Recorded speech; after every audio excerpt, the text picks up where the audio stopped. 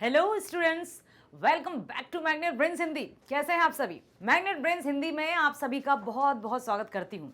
साथ ही साथ ये आशा भी करती हूँ कि आप सभी स्वस्थ होंगे, खुश होंगे, प्रसन्नचित होकर अपने सभी कार्य कर रहे होंगे, नियमित दिनचर्या का पालन करते हुए अपने स्वास्थ्य का ख्याल भी रख रहे होंगे, क्योंकि स्वस्थ शरीर में ही स्वस्थ मस्तिष्क का वास होता है। और जब मस्तिष्क और शरीर एकदम फिट रहता है तभी हम हिट होने के लिए आगे कार्य कर सकते हैं। और सच्ची आस्था, श्रद्धा हमें अपने कर्म पथ पर ले जाती है, कहीं भी दिग्भ्रमित नहीं होने देती। इसी के साथ मैं आपको बता दूं कि हम अपनी पाठ्य पुस्तक गोधुली भाग 1 का गद्य खंड समाप्त कर चुके हैं। Yes, very nice. क्योंकि हमने देखा कि गद्य खंड जो था उसमें 12 चैप्टर थे, 12 पार्ट थे। बहुत सी कहानियां पढ़ी, बहुत से रिपोर्टाज देखे, कई निबंध भी पढ़े, शिक्षा शास्त्र से संबंधित जानकारी भी प्राप्त की। और इस वीडियो में हम करने वाले हैं हमारी ही पाठ्य पुस्तिका अर्थात गोधुली भाग 1 का काव्य खंड start.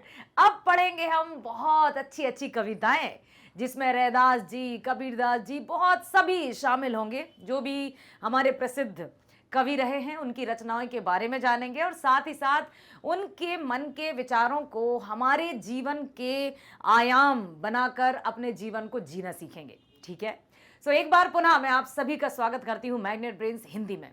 Dear students, magnet brains एक ऐसा प्लेटफॉर्म जो कक्षा किंडरगार्टन से 12वीं तक की online school education 100% free provide करता है। बिल्कुल सही सुना आपने। साथ ही साथ यदि हिंदी मीडियम की हम बात करें तो कक्षा 7वीं से 12वीं तक की ऑनलाइन स्कूल एजुकेशन फ्री। और ना केवल स्कूल एजुकेशन फ्री बल्कि सभी प्रकार की प्रतियोगी परीक्षाओं के वीडियोस भी आप देख सकते हैं एब्सोल्युटली फ्री। तो बने रहिए हमारे साथ, सभी विषय के वीडियोस देखिए, लाइक कीजिए, सब्सक्राइब कीजिए और अधिक से अधिक शेयर कीजिए। चलिए तो चलते हैं हमारी पाठ्य पुस्तिका गोधुली के काव्य खंड के पाठ 1 की तरफ। नाम है रैदास पद। कवि रैदास जी, संत रैदास जी, भक्त शिरोमणि रैदास जी द्वारा रचित इन पदों के माध्यम से आज हम बिल्कुल ईश्वर भक्ति में लीन होने वाले हैं। सच्ची आस्था से परमात्मा को पहचानने वाले हैं, जहां कोई दिखावटीपन नहीं, जहां कोई आडंबर नहीं, जहां कोई धन दौलत, झूठी मोह माया कुछ नहीं। यहां जानेंगे हम कि किस तरह से मन पवित्र हो, स्वच्छ हो, निर्मल हो तो परमात्मा को अन्यत्र कहीं भी ढूंढने की आवश्यकता नहीं होती। संत रैदास जी ने हम सबको यही बताने का प्रयास किया है कि ना तो आपको भूखा रहने की आवश्यकता है, ना ही यहाँ वहाँ भटकने की आवश्यकता है। बस मन को पवित्र रखिए, निश्चल रखिए, निष्कपट रखिए, निष्पाप रखिए, निष्कलंक रहिए और फिर देखिए आप किस तरह से परमात्मा आपका हर समय साथ देता है। आपने सुना ही होगा, अवश्य सुना होगा कि God help those who help themselves. ईश्वर भी उसी की मदद करते हैं जो खुद की मदद करता है। जो हाथ पर हाथ रख कर बैठे रहते हैं उनके लिए तो बस सब एक ही है। और फिर उनके आप देखिए ना करने के सैकड़ों बहाने। किसी भी व्यक्ति के सामने जब हम कोई अच्छी बात व्यक्त करते हैं तो मैं तो ये कहूंगी कि यहाँ वहाँ सलाह देने की आवश्यकता नहीं है, क्योंकि हम वहीं अपनी बात को रखें जहां पर समझदार हों, जहां हमारी बात को मूल्य दिया जा रहा हो। अर्थात आप सभी होनहार हैं, समझदार हैं, इसीलिए मैं आपके समक्ष अपने विचारों को प्रस्तुत करती हूं। और चलिए अब हम चलते हैं संत शिरोमणि रैदास जी के जीवन परिचय की ओर। उसके बाद हम देखेंगे उनके द्वारा रचित पदों को। पदों में बहुत ही भक्ति भाव नजर आएगा। भक्ति भाव के साथ साथ हम थोड़ा सा लय और संगीत की तरफ चलेंगे और कितना आनंद आने वाला है। इसलिए मैं कहूंगी कि बने रहिएगा मेरे साथ प्रारंभ से लेकर अंत तक, ताकि आप रैदास जी के बारे में सुन सकें, जान सकें, समझ सकें। साथ ही साथ उन पदों को भी ध्यान पूर्वक सुनिएगा, ताकि उनमें निहित अर्थ एवं भाव को भी अपने हृदय में बसाकर अपने जीवन को आसान बना लें। आ जाइए मेरे साथ। कवि रैदास जी, नमन करते हैं संत शिरोमणि कवि रैदास जी को। रैदास जी जिनको रविदास जी भी कहा जाता है, आपने अवश्य सुना होगा रविदास जयंती के बारे में। सुना है? यस, ये वही हैं रैदास और रविदास जी।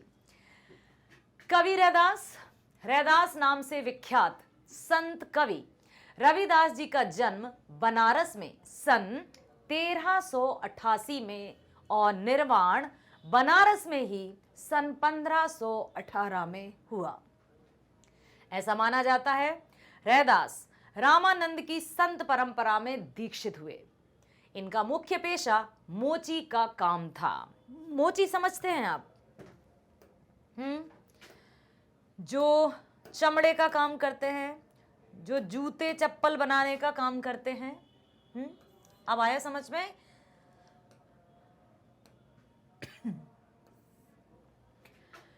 आपको यह भी पता होगा कि पहले समाज 4 वर्णों में विभाजित था, ब्राह्मण, क्षत्रिय, वैश्य और शूद्र। ठीक है, शूद्रों की स्थिति समाज में अत्यंत दयनीय थी। सभी उनको उपेक्षा की दृष्टि से देखते थे, सभी उनकी अवहेलना करते थे। कोई भी शूद्र या जो दलित व्यक्ति रहते थे उनसे कोई भी नाता नहीं रखना चाहते थे। जैसे जूते बनाने का काम करने वाले, साफ सफाई करने वाले। क्यों? क्योंकि ये आधार चला आ रहा था, क्या पता किसने बनाए ये नियम। समाज में निर्मित व्यक्तियों द्वारा ही नियम बनाए गए और उन्हीं को सर्वश्रेष्ठ मान लिया गया। ब्राह्मणों का कार्य पूजा अर्चना ज्ञान अर्जन, क्षत्रियों का काम सेना सेवा सेवा मतलब रक्षा करना, वहीं वैश्यों का काम था व्यापार और व्यवसाय करना और शूद्रों को सिर्फ और सिर्फ सेवा की। ठीक है, तो वहां जो रैदास जी थे उस समय शूद्र परिवार में ही उनका जन्म हुआ, जहां पर वे मुख्य पेशा उनका मोची का काम था। जो चमड़े के लेदर समझते हो ना, उसके जूते चप्पलों का निर्माण किया जाता है, मोची उसको कहते हैं। अब इस तरह के परिवारों में या इस तरह के परिवार में जन्म लेने वाले हर एक बालक को बचपन से उसी काम में लगा दिया जाता था जो कि उनके खानदान में चला आ रहा है, जो कि उनकी पुश्तों से चला आ रहा है। क्यों?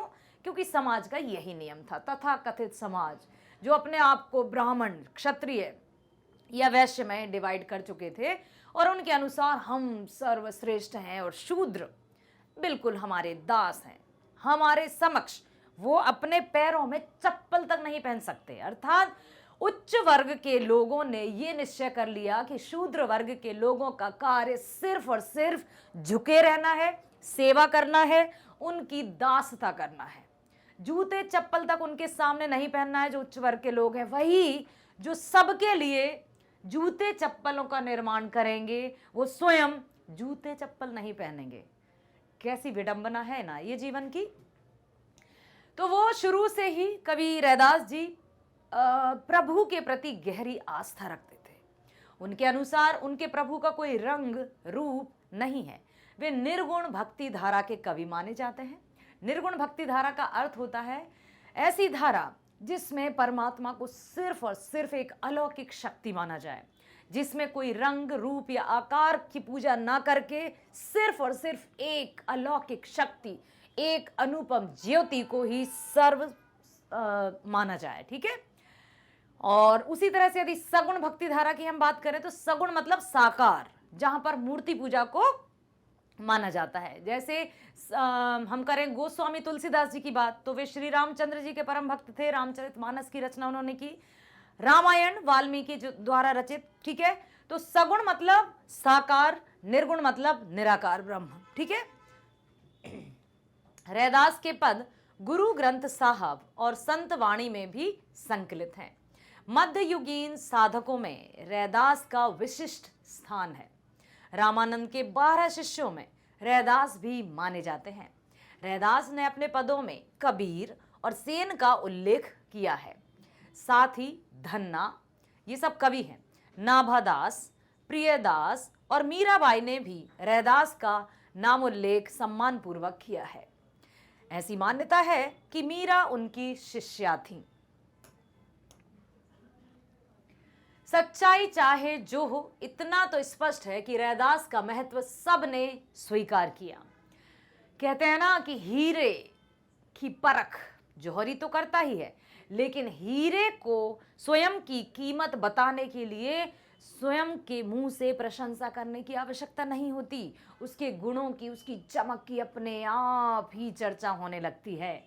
शूद्र वर्ग में जन्म लेने के साथ भी शूद्र वर्ग में जन्म लेने के बाद भी कवि रैदास जी ने अपने गुणों के माध्यम से सबके हृदय में एक सम्मानीय स्थान प्राप्त किया। अभी देखा ना आपने, बड़े बड़े संत महात्मा कवि सभी उनको पूजनीय मानते थे। रैदास की विचारधारा और सिद्धांत संत मत परंपरा के अनुसार ही है। उनका ज्ञान साधना और अनुभूति पर आधारित था। ध्यान रखना आप, ये जो भी अभी हम पढ़ने जा रहे हैं उसमें बहुत ही महत्वपूर्ण मतलब मुख्य भूमिका अदा करने वाला ये कि उनका जो ज्ञान था वो साधना और अनुभूति पर आधारित था। साधना क्या है? साधना क्या? हठ योग साधना है जिसमें घंटों हम भूखे खड़े रहेंगे ओम ब्रह्मणे नमः, या फिर जंगल में जाकर निराहार रहकर निर्जला व्रत करेंगे। साधना का अर्थ है सच्चे मन से हृदय एकाग्रचित करके परमात्मा के प्रति अपनी आस्था ग्रहण करना या अपनी आस्था को रूप देना, ठीक है। और वही अनुभूति, अनुभूति मतलब जो हमने अनुभव किया, जो हमने देखा सुना समझा, उसी के आधार पर थी उनकी जो लेख, ठीक है, उनका ज्ञान। उनके अनुसार परम तत्व सत्य है जो अनिर्वचनीय है और व्याख्यातीत है। मतलब जो परमात्मा है, आपने गीत सुना ही होगा, सत्यम शिवम सुंदरम, ईश्वर सत्य है, सत्य ही शिव है, शिव ही सुंदर है, सत्यम शिवम सुंदरम। और केवल देखिए एक और बात मेरी सुननी है कि हम जानते तो बहुत कुछ है लेकिन मानते नहीं हैं। ये जानते हैं कि सत्य बोलना चाहिए, ये जानते हैं पौष्टिक आहार करना चाहिए, ये जानते हैं बड़ों का सम्मान करना चाहिए, छोटों से प्रेम पूर्वक बर्ताव करना चाहिए, लेकिन क्या हम ऐसा करते हैं? नहीं। हम दूसरों को लंबी लंबी बड़ी बड़ी बातें तो कहते हैं, लेकिन क्या हम स्वयं उनका अनुसरण करते हैं? तो ये जो बताया है उन्होंने कि अनुभव या अनुभूति के आधार पर उनका ज्ञान बिल्कुल उनके पदों में देखा जा सकता है। उनके अनुसार परम तत्व सत्य है जो अनिर्वचनीय है और व्याख्यातीत है। अब देखिए, जो हम यहां पर रैदास जी के 2 पद पढ़ने वाले हैं। प्रथम पद में हम देखेंगे जिसमें वे परमपिता परमेश्वर की भक्ति करते हुए, उनके प्रति श्रद्धा भाव अर्पित करते हुए अपने परमात्मा को कई नामों से पुकारते हैं कि हे प्रभु, तुम चंदन हो, हम पानी हैं, आप घन वन हो, हम मोर हैं, आप मोती हो, हम धागा हैं। इस तरह से अपने भक्ति को या अपनी आस्था को वो परमात्मा के प्रति प्रदर्शित करते हैं या दर्शाते हैं, ठीक है। तो ये हम पढ़ने वाले हैं पहले पद में।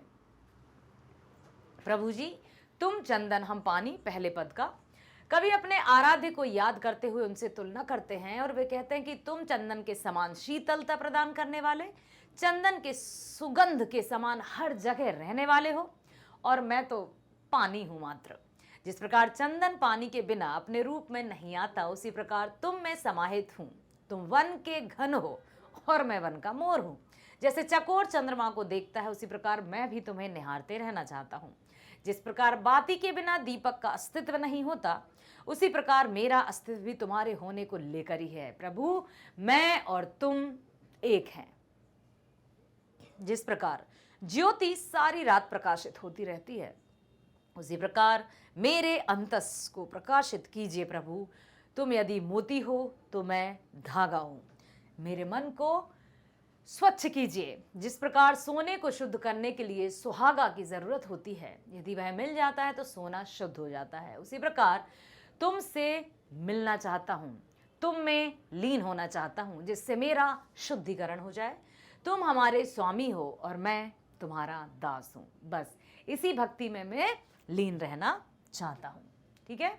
दूसरा पद है जिसमें उन्होंने ये कहा है कि ईश्वर को या परमात्मा की पूजा या आस्था या अपनी श्रद्धा दर्शाने के लिए कि हम आपकी भक्ति करते हैं, इसके लिए चढ़ावा या ये वो सब कुछ करने की आवश्यकता नहीं है। यदि मन पवित्र है तो परमात्मा हमारे साथ अवश्य रहेंगे। कवि की नज़र में ईश्वर की आराधना में प्रयुक्त फूल फल अनुपम नहीं लगते, उसे झूठे और गंदरे लगते हैं। इसीलिए वह कहता है, राम मैं पूजा कहाँ से चढ़ाऊं? गाय के थन को उसका बछड़ा जूठा कर दिया है, पुष्प को भूरे ने जूठा कर दिया है, जल को मछली ने खराब कर दिया है। अतः प्रभु मन ही मन तुम्हारी पूजा अर्चना करता हूँ। अब तुम ही बताओ मेरी क्या गति होगी, क्योंकि मैं क्या चढ़ाऊं? मेरे पास तो कुछ भी नहीं है, है ना। आइए, रैदास में नरहिता के साथ कुंठहीनता का भाव दृष्टव्य है। भक्ति भावना ने उनमें बल भर दिया है, जिसके आधार पर वे डंके की चोट पर घोषित कर दिया उन्होंने कि हाँ मैं हूं परम भक्त, हाँ मैं मानता हूं प्रभु को, हाँ मेरे प्रभु सर्वश्रेष्ठ हैं और मैं उनकी ही श्रद्धा और आस्था और भक्ति में अपना जीवन बिता दूंगा। क्यों? क्योंकि उन्हें अपनी सच्चाई पर विश्वास है। उन्होंने मन, वचन और कर्म से परमात्मा को अपना मान लिया है। परमात्मा, प्रभु और भक्त मतलब स्वामी और भक्त के बीच में उन्होंने किसी भी तरह के आडंबर को आने की कोई भी जगह नहीं दी है। इसलिए डंके की चोट पर कह दिया है कि मैं संत हूं, मैं भक्त हूं। ठीक, आइए पढ़ते हैं, ध्यान पूर्वक सुनिएगा। जितना अच्छे से हम कुछ बात को सुनते हैं, खास तौर से काव्य खंड की मैं बात कर रही हूँ। गद्य खंड में तो कहानियाँ होती हैं, निबंध होते हैं, रिपोर्टाज होते हैं, तो फिर भी हमें समझ में आ ही जाता है। परंतु यदि काव्य खंड में हमने ज़रा सा भी ध्यान इधर उधर किया तो सब कुछ मिस हो जाएगा। इसलिए मेरे साथ ध्यान से सुनिएगा और साथ साथ मेरे साथ पढ़ने की कोशिश भी कीजिएगा, ठीक है।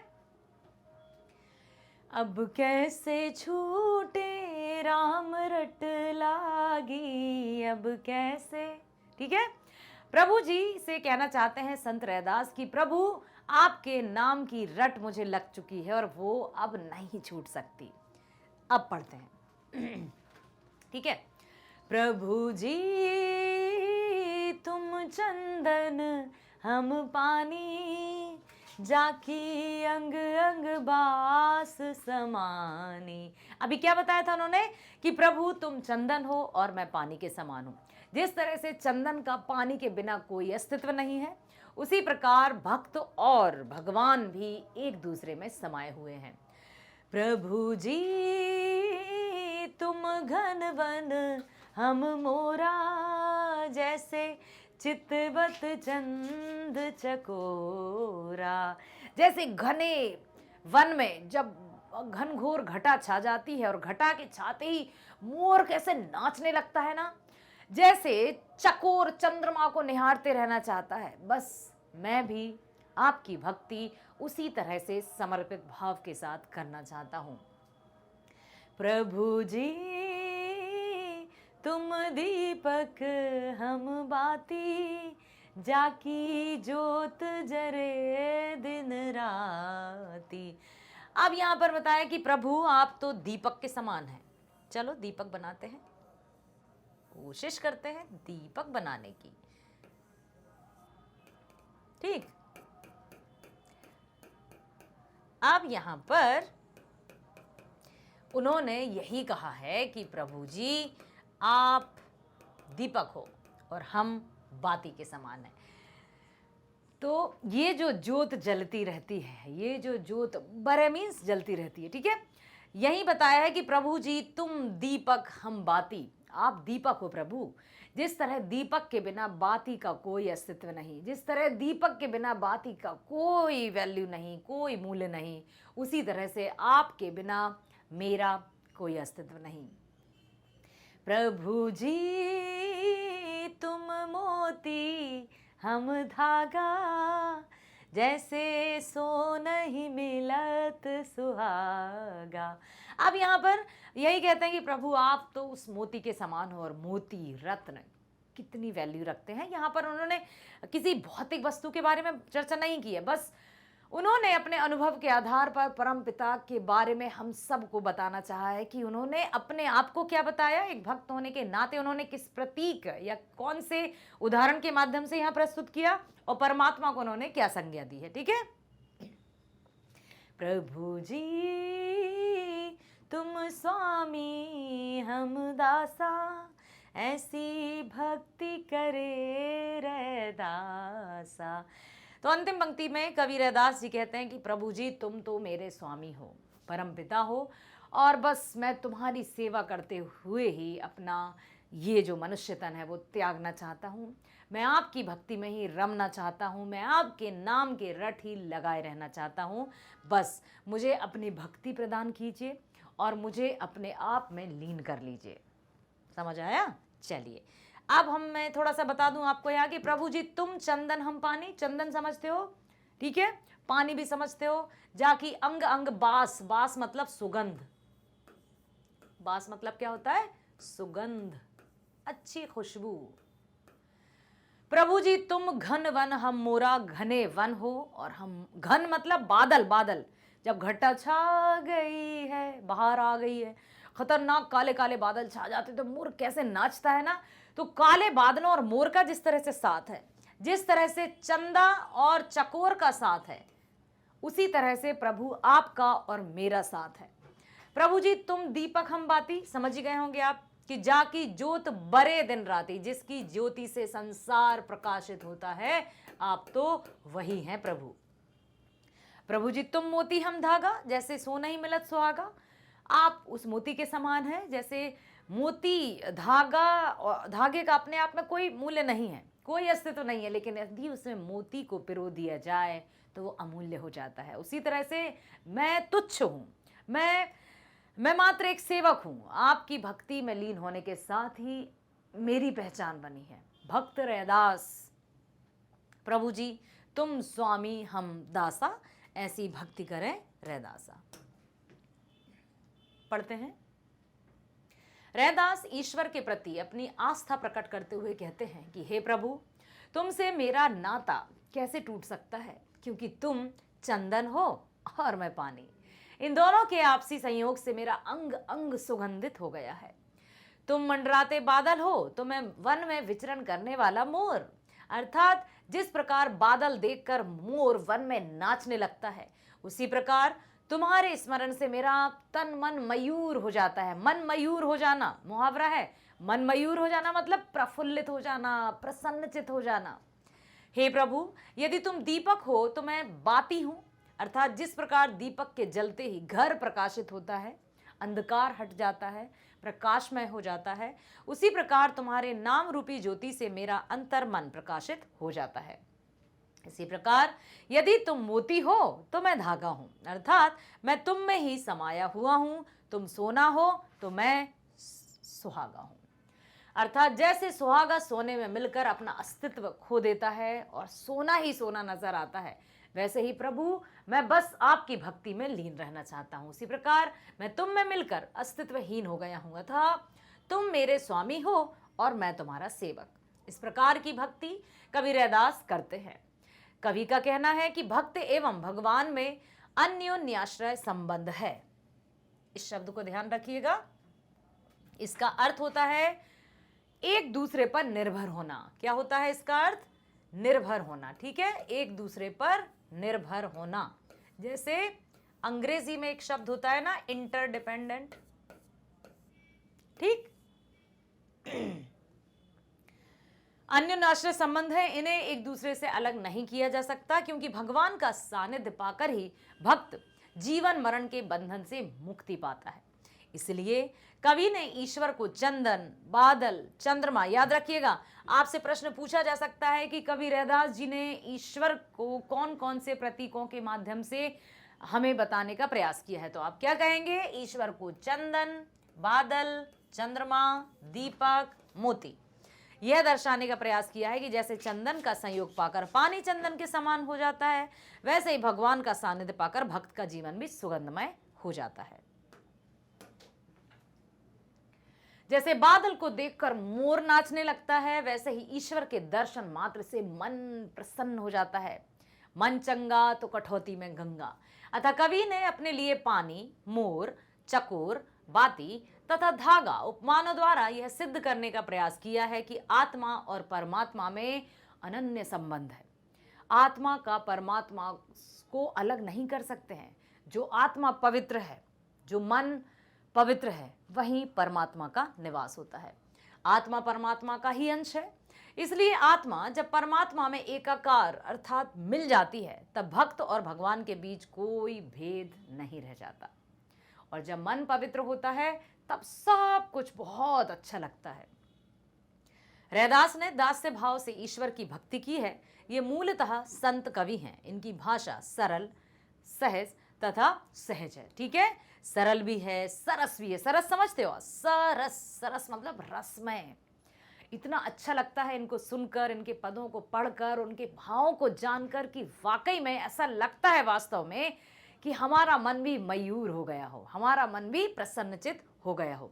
सहज, सहज मतलब आसानी से समझे जा सकते हैं। हाँ, अवधी भाषा का प्रयोग है, ब्रज भाषा का प्रयोग है, बहुत सारी भाषाओं का मेल है। ठीक, परंतु उनके बावजूद भी उनके शब्द अनुभव से प्राप्त हैं और मानव जीवन से संबंधित ही हैं। ऐसे बड़े बड़े या क्लिष्ट शब्दों का प्रयोग नहीं हुआ है जो सीधे यहाँ से ऊपर चले जाएं।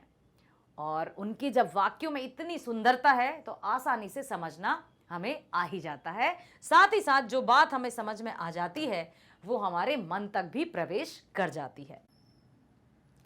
चलते हैं दूसरे काव्यांश की तरफ।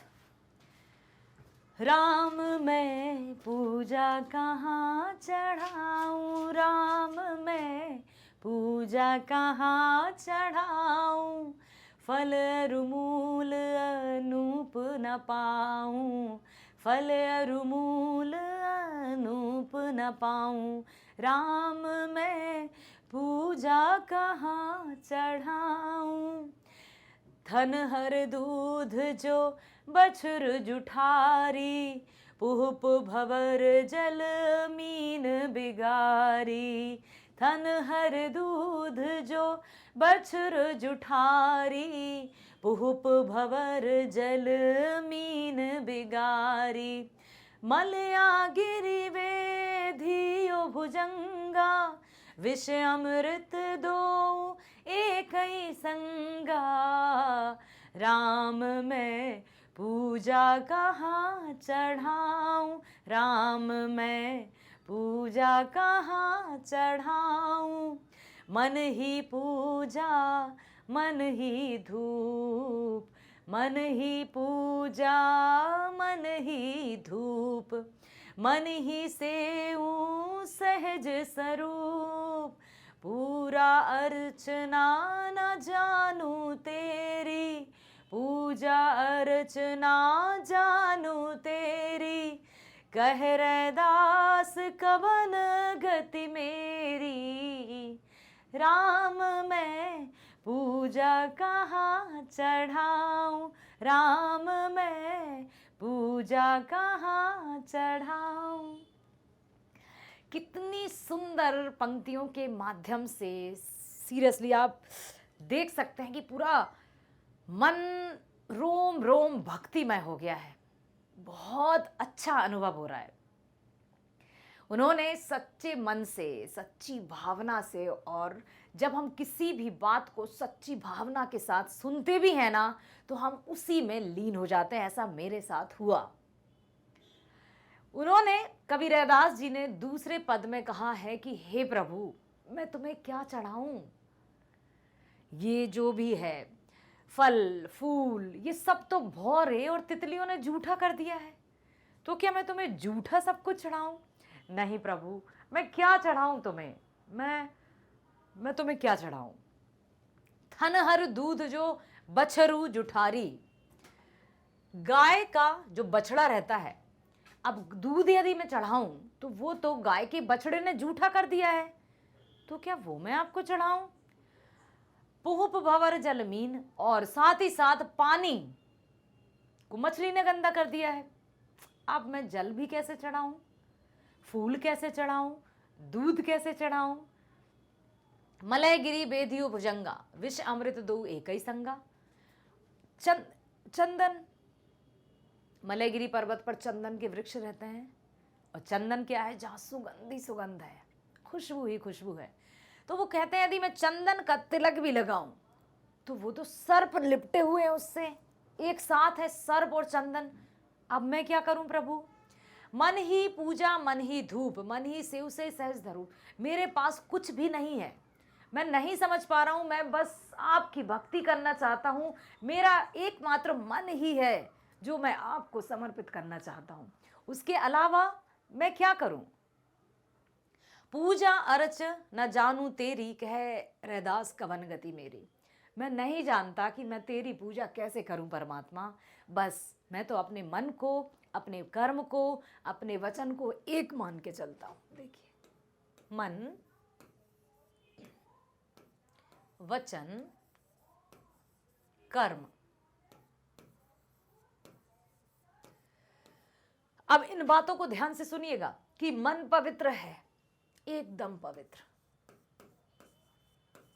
तो क्या हमारे जो वचन है, जो बोली है, वो भी मीठी है, मधुर है। अब पवित्र मन के साथ मधुर भाषा, तो क्या हमारे कर्म भी इसी के अनुरूप सदकर्म है? सच्चाई के रास्ते पर हम चल रहे हैं? यदि ऐसा है तो परमात्मा का साथ सहज ही हमें प्राप्त हो जाएगा।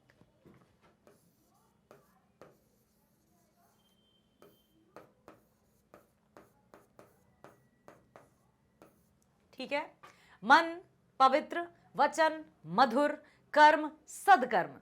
जब ये तीनों बातें हमारे पास है तो प्रभु परमात्मा और कहीं नहीं, प्रभु परमात्मा तो यही है, बस अन्यत्र हमें कुछ भी करने की आवश्यकता नहीं है। बचपन में गांव में भजन गाया करते थे हम लोग, तो एक पंक्ति मुझे याद आ रही, सुनाती हूं आपको। देखिए, उसमें भी कुछ इसी तरह का है। खड़ी हूं मंदिर में तेरे, चढ़ाऊं क्या तुझको भगवान, अगर मैं दूध चढ़ाऊं तो वो बछड़े का जूठा है, इसी से मन हट जाता है, चढ़ाऊं क्या तुझको भगवान। अब देखिए, यहाँ पर उसी तरह से वो कहते हैं कि अगर मैं फूल चढ़ाती हूँ तो तितली का जूठा है। मतलब पूरा पूरा जो कवि रैदास जी ने जिस तरह से अपने काव्यांश या पद में व्यक्त किया है, उसी तरह की भावना है।